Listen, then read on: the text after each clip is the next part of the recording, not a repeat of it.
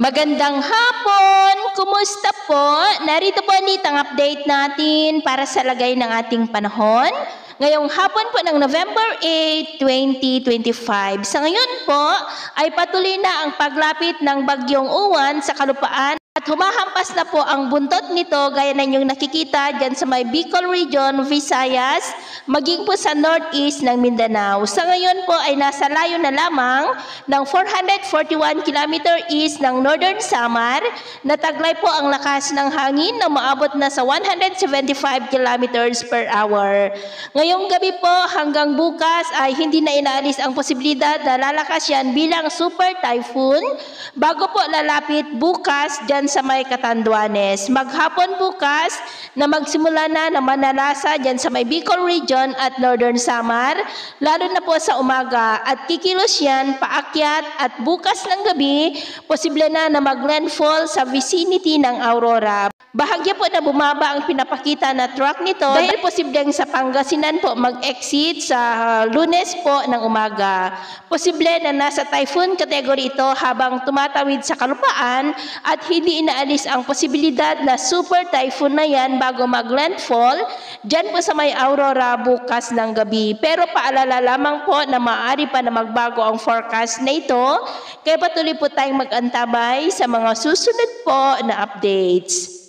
Paghandaan po natin ang wind signal number 4 sa lalo pa po na paglapit ng bagyo at saka po sa pagtawid nito. At anumang sandali ay posible nang itaas ang wind signal number 3 sa malaking bahagi ng Samar provinces at ilang bahagi ng Bicol Region, lalo na po sa may Catanduanes.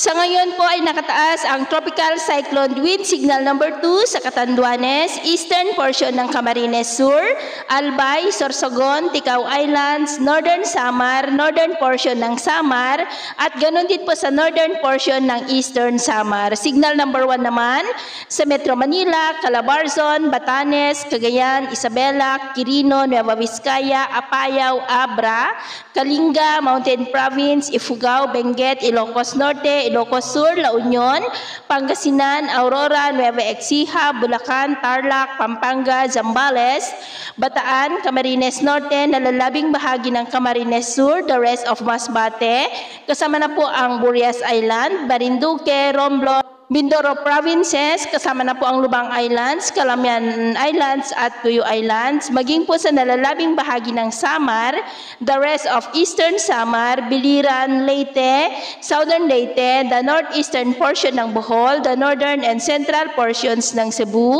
the northern portion ng Negros Occidental, the northern and central portions ng Iloilo, Capiz, Aklan, and the northern and central portions ng Antique, Surigao del Norte, at Dinagat Island. Sa mga nabanggit po na lugar ay iba yung pag-ingat lamang po dahil posible dyan ang mga banta ng mga pagbaha at pagguho ng lupa, epekto po ng papalapit na napakalakas na bagyo.